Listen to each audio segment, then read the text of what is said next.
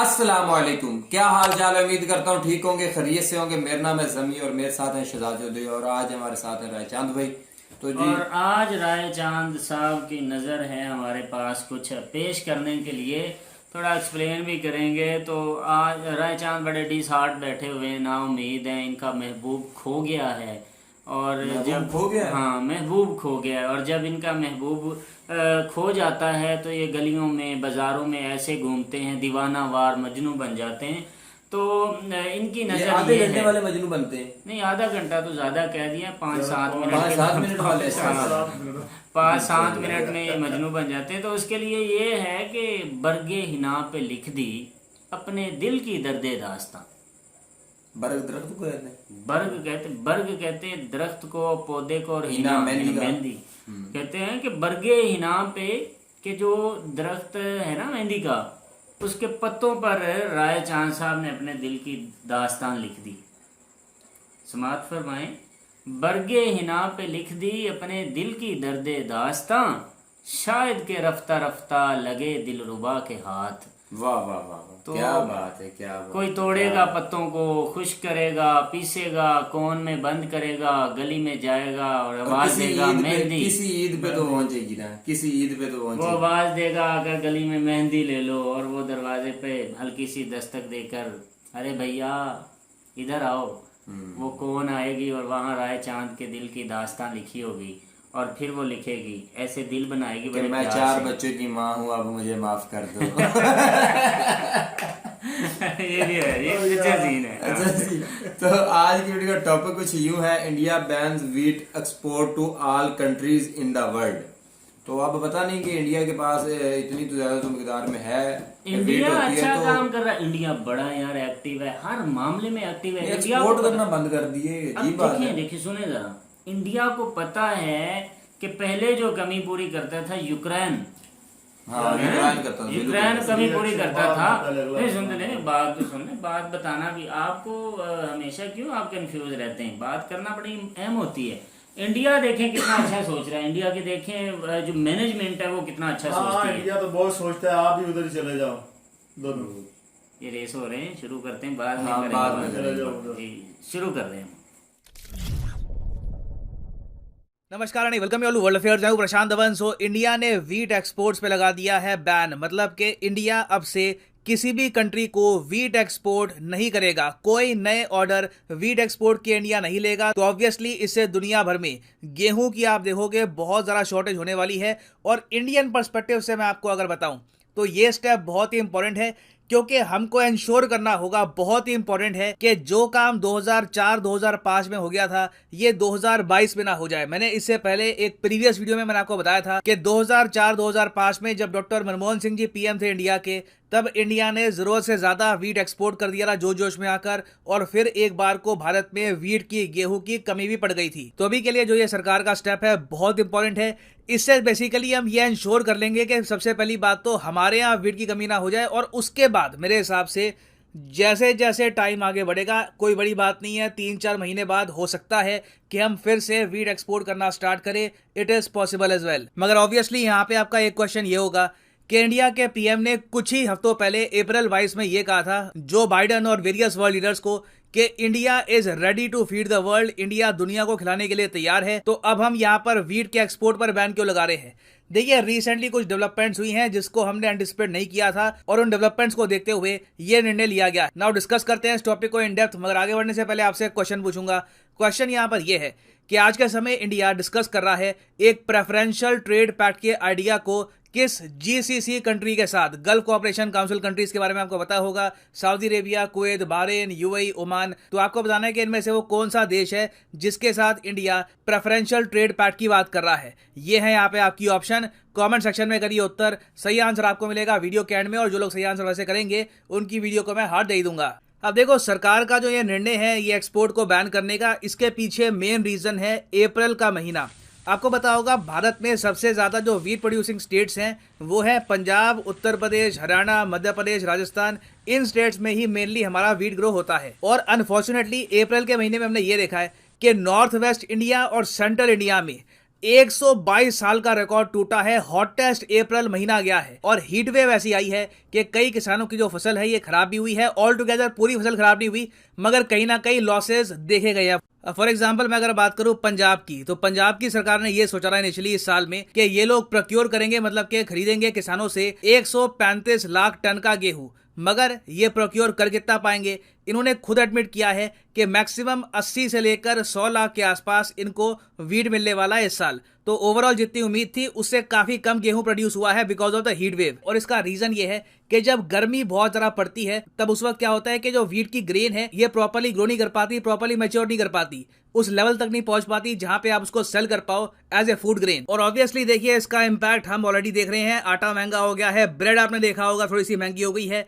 और सरकार को एक्चुअली सबसे बड़ा डर ये था कि सरकार का खुद का जो स्टॉक होता है, जिस स्टॉक से ये अपनी स्कीम्स चलाते हैं कि गरीबों को फ्री में अनाज दिया जाएगा, गरीबों को हेल्प की जाएगी राशन के जरिए, ये स्कीम्स भी प्रॉपर्ली हम चला पाएंगे या नहीं चला पाएंगे, इस बात को लेकर भी अनसर्टेनिटी थी। क्योंकि फूड कॉर्पोरेशन ऑफ इंडिया का जो वीट स्टॉक है ये 5 ईयर लो पे पहुंच चुका था। नाउ 5 ईयर लो इतनी बड़ी बात नहीं है, ऐसा नहीं है कि 50 साल में सबसे लोएस्ट ये फूड स्टॉक है। इसका मतलब ये है कि 5 साल पहले भी हमने मैनेज कर रखा है ये सब। बट आज के समय देखो पता है क्या है, दुनिया में इतनी अनसर्टेनिटी है कि सरकार ने रिस्क नहीं लिया। और अगेन मैं कहूंगा ये अच्छी बात है। 2004-5 से हम सीखे हैं, सरकार यहाँ पे ये इंश्योर करेगी कि पहले सरकार के जो फूड स्टॉक्स हैं ये कंप्लीटली फुल हो जाएं, ताकि हम लोग हमारी जो रिक्वायरमेंट्स है for the national food security act, प्रधानमंत्री गरीब कल्याण योजना, ये तो एटलीस्ट पूरी कर पाए, इसमें कहीं भी रुकावट ना आए। तो मैं ये नहीं कहूंगा कि बहुत ज्यादा पैनिक करने की आवश्यकता है। सरकार खुद काफी हद तक कॉन्फिडेंट थी कुछ दिन पहले कि हम लोग वीट के एक्सपोर्ट नहीं रोकेंगे। यहाँ पर आप देख पाओगे 5 मई का आर्टिकल है,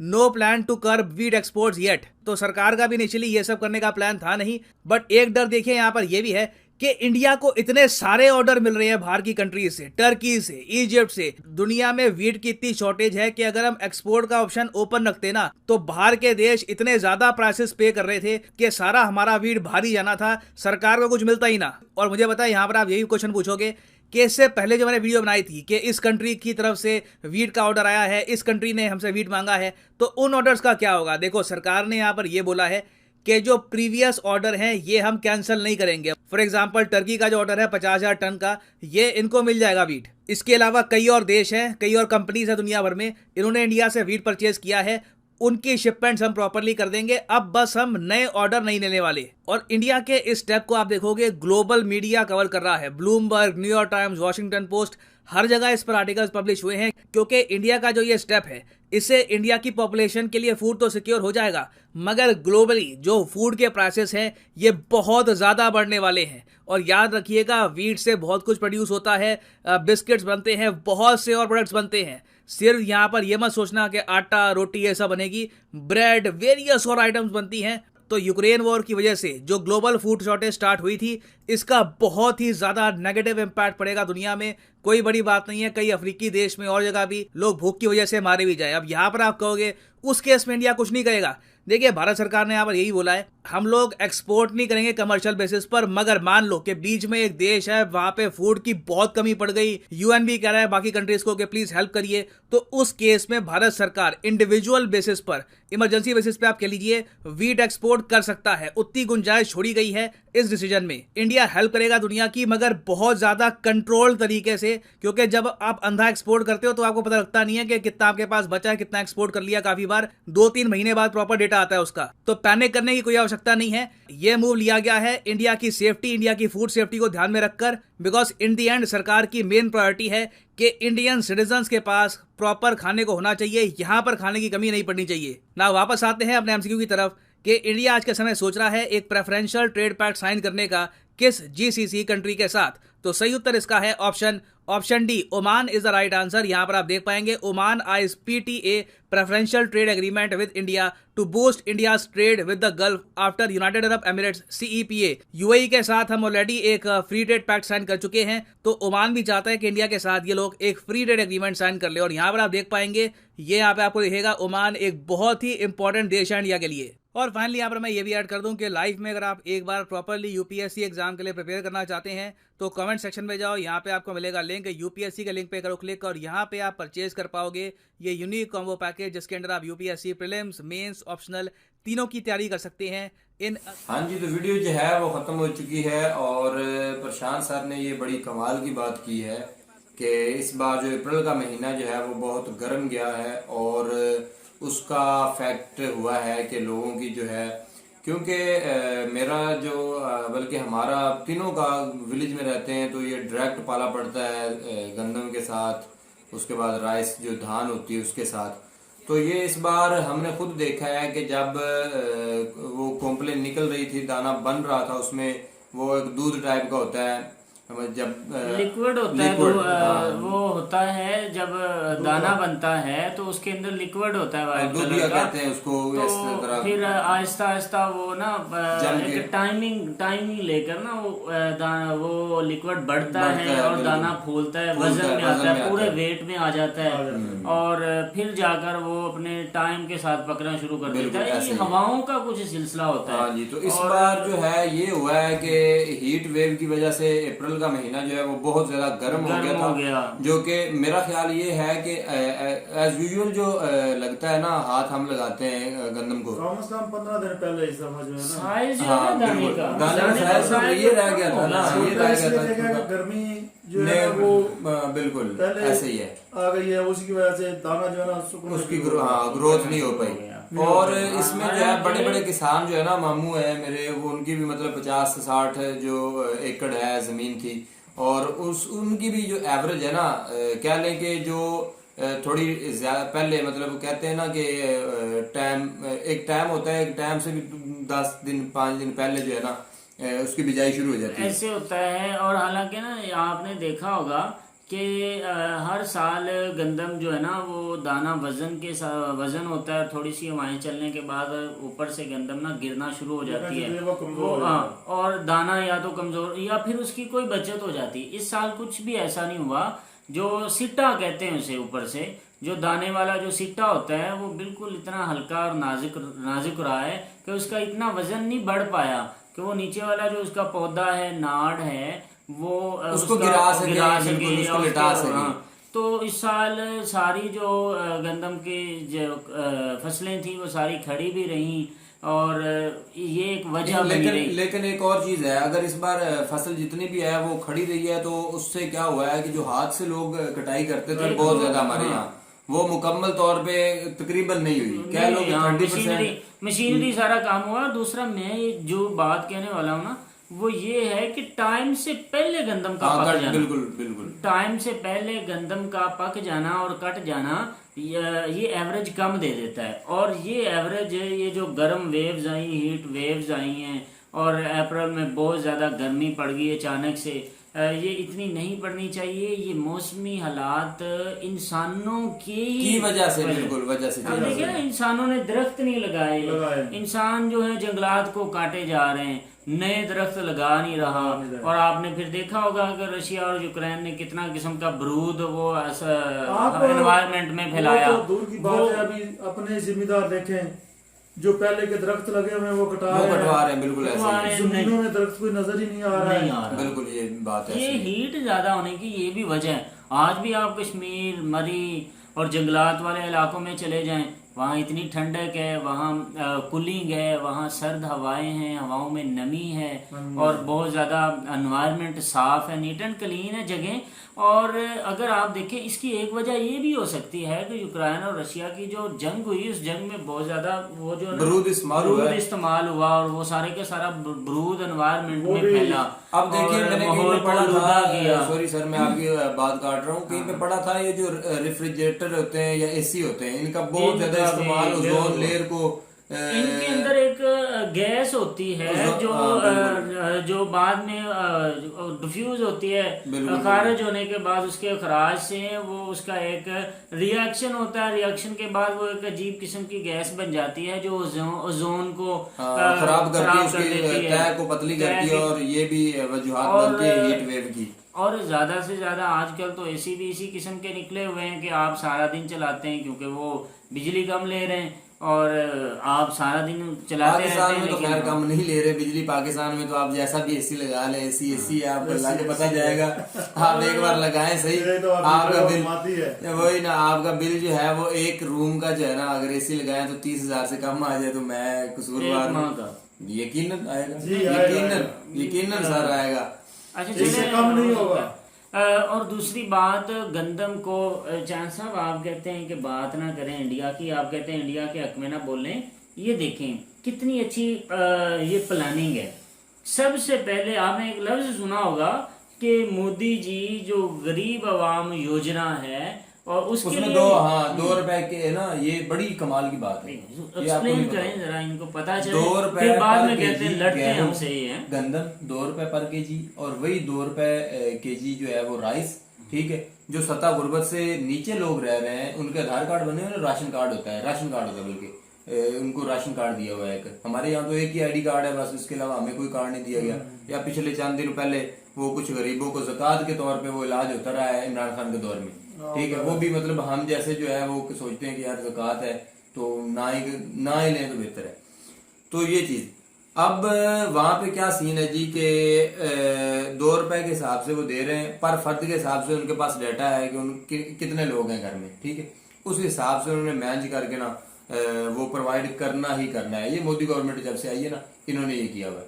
अब उससे क्या हो रहा है, उससे जनाब ये हो रहा है कि हर वो बंदा जिसके पास पैसे नहीं है या वो रेंज 2 रुपए तो यार हर बंदा 2 रुपए तो रेंज कर ही सकता है, खरीद सकते हैं। अब ये चीज ये है कि अगर किसी कंट्री में ये चीजें वाफर मिकदार में मौजूद हैं तब वो दे पाएंगे ना। अब इंडिया लास्ट में एक और बात ऐड कर गवर्नमेंट दूं, को, एक और बात ऐड कर दूं। एक भाई बता रहे थे, वो बात करना भी जरूरी है कि इमरान खान ने ना जो, अब थोड़ी बात ऑयल पे ले आते हैं, जो ऑयल दिया है वो सब्सिडी पे दिया है। ट्रिलियन जो रुपए है ना वो सब्सिडी में ऑयल के चक्कर में दे दिए हैं लोगों को पता नहीं चला। अब क्या होने वाला है कि वो जो सब्सिडी है, नई गवर्नमेंट आई है, वो बंद हो जाएगी। ठीक है, और उससे क्या होगा, महंगाई होगी। लेकिन मोदी गवर्नमेंट ने पता क्या किया है, मोदी गवर्नमेंट ने क्या किया है कि तेल महंगा दिया है, सारा कुछ किया है, लेकिन जो अपने रिजर्व है, जो ऑयल रिजर्व है वो बढ़ा लिए पीछे से। क्योंकि आप देखिए आलमी मंडी में आए दिन तेल बढ़ रहा है, आए दिन। पिछले दिनों तो फिर भी सस्ता था, उन सस्ते दिनों में मतलब कदरे सस्ता था आज की निस्बत, उनमें खरीद के रख लिया है, तेल महंगा दिया है। अब क्या होगा कि अगर उनके पास पहले 5 सालों का रिजर्व पड़ा है, अब उन्होंने 15 साल का कर लिया है, और आने वाले वक्तों में तादेर वो सब्सिडी दे सकते हैं ऑयल की शक्ल में। लेकिन हमारे यहाँ पे क्या हुआ है कि हमने जनाब जी वो हमारा कुछ भी नहीं है। हमारे एक दिन पाकिस्तान में किया नहीं, हमारे एक दिन पाकिस्तान में कंटेनर ना आए ऑयल के तो जनाब सड़कों पर आवाम आ जाती है, हड़तालें हो जाती हैं, पेट्रोल मिलना बंद हो जाता है, डीजल मिलना बंद हो। आपको पता ही है इनके दिनों में क्या हुआ है। अच्छा ये बात थी, और मैं ये जो बात करने लगा हूँ कि इंडिया गवर्नमेंट ने बड़ा अच्छा एक्शन लिया, गंदम को रोक लिया। उतनी देर तक रोके रखेंगे जितनी देर तक वो अपने डाटा कलेक्ट नहीं हो जाता। हाँ, जितना जो उनका क्राइटेरिया होता है कि हमें इतनी चाहिए होती है, इतनी गंदम इंडिया के लिए वाफर है, फिर उसके बाद वो देंगे। उन्हें पता है कि शॉर्टेज हो गई है पूरे वर्ल्ड में यूक्रेन की वीट की शॉर्टेज हो जाएगी। और ये प्लानिंग होती है, इसी हिसाब से जो कंट्रीज हैं, इसी हिसाब से मुल्क चलते हैं। ये इंतजामिया का काम ये होता है कि वो आगे की सोचें। अच्छी इंतजामिया का काम ये होता है वो आगे का सोचे, ना कि वो सिर्फ प्रेजेंट के चंद फायदों के लिए। लास्ट टाइम यार आप वीडियो देख रहे थे ना कि वो सिंध के गोदामों में जो गवर्नमेंट के गोदाम है उनमें से गंदम भी गायब है। अब देखें अब वो किधर गई? चूहे खा गए। नहीं यार चूहे तो खा गए यार, बड़े चूहे खा गए। हाँ बड़े चूहे खा गए, ये आप कह सकते हैं कि वो वहां से गायब करके अब पता नहीं किधर रख दी है। तो ये चीज है कि इस साल पाकिस्तान गवर्नमेंट का भी कुछ इस तरह का मेरे ख्याल में प्लान है। गवर्नमेंट पाकिस्तान नहीं, गवर्नमेंट पाकिस्तान भी लास्ट ईयर नहीं, थोड़ा सा रेट अच्छा देकर ना किसानों से भी धड़ाधड़ ले ली है। एक और चीज है, एक और चीज है, गवर्नमेंट ऑफ पाकिस्तान पिछले कुछ सालों से जो है ना एक्सपोर्ट तो दूर की बात ले रही है अदर कंट्रीज से। पता नहीं किससे, अफगानिस्तान को तो हमने दी थी ना। अच्छा ये आपको पता है ये क्यों हो रहा है? पता नहीं मुझे तो ये इसलिए हो रहा है कि किसानों को रिलीफ नहीं मिल रहा। उस शरह से किसान अभी तक पैदावार नहीं ले पा रहे जिस तरह से पैदावार लेनी चाहिए थी। और किसानों को अगर पूरी तरह बिल में, वापडा में, जो अद्वियात हैं, खादें वगैरह में रिलीफ मिले थोड़ा बहुत, तो मेरे ख्याल में पाकिस्तान किसान जो है एवरेज कम भी हो ना। इस बार तो एवरेज का अंदाजा ये लगा ले सर कि हमारे यहाँ पे मन चलते हैं ना, उधर क्वांटल चलते हैं इंडिया में, तो क्वांटल टाइप कुछ चलता है उधर। ये भी एक यूनिट है। तो मुझे नहीं पता कि उसमें कितने केजी होते हैं, 80 केजी होते हैं या 100 केजी होता है, मुझे नहीं पता, इसका आइडिया नहीं है। तो हमारे यहाँ तो 40 केजी के हिसाब से चलता है ना, 40 केजी एक मन।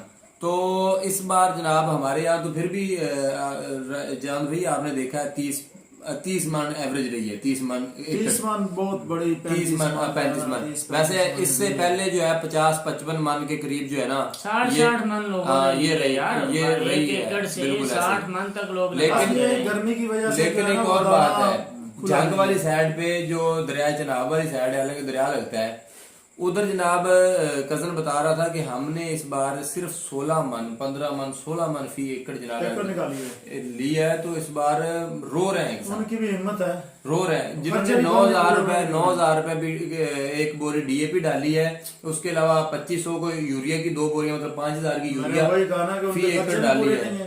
तो उनका तो लस्सी निकल गई भाई, उनकी लस्सी निकल गई, जिनकी इतनी एवरेज कम निकली है। तो खैर, ये जो इंसान की क्रिएट किए हुई चीजें हैं, ये बाज़ औक़ात नुकसान भी पहुंचाती हैं। तो इस पे भी अब देखें, आपके मिनिस्टर साइंस टेक्नोलॉजी के हिसाब से बात करते हैं, प्रॉपर तरीके के साथ समझाते हैं कि कैसे करके काम करना है, कैसे करके वर्क करना है। आवाम समझती है कि कैसे हो रहा है। हमारे यहाँ पे हमें तो कभी किसी मिनिस्टर ने ज्ञान नहीं दिया। अब अगर कोई साइंस मिनिस्टर है तो वो पता है कि किसी को, उसको चोर बोलो, उसको ये बोल दो, उसको वो बोल दो, बस ये साइंस है। पे तंज और कीचड़ उछाड़ने के बगैर कुछ नहीं। 5 साल पूरे किए और निकल आज की इस वीडियो का आखिरी मैसेज, हम हर बार गर्मी का रोना रोते हैं, हीट वेव का रोना रोते हैं, और आज इस बार प्लेटफॉर्म पे एक अच्छा मैसेज देना चाहते हैं कि अगर हम लोग पर्सन के हिसाब से अगर एक एक पौधा, एक एक दरख्त लगाएं, तो मेरे ख्याल में अगले साल में ये कमी, ये जो गर्मी है, ये जो शिद्दत है, हीट वेव है, ये आधी रह जाएगी दरख्त लगाने से। तो हमें चाहिए ज़्यादा से ज़्यादा दरख्त लगाएं, क्योंकि दरख्त ही ज़िंदगी अच्छी होने का सबब बनते हैं। हाँ जी, तो इसी के साथ वीडियो को करते हैं इख्तिताम। मिलेंगे नेक्स्ट वीडियो के साथ, तब तक के लिए हमें दीजिए इजाज़त। अल्लाह हाफिज़।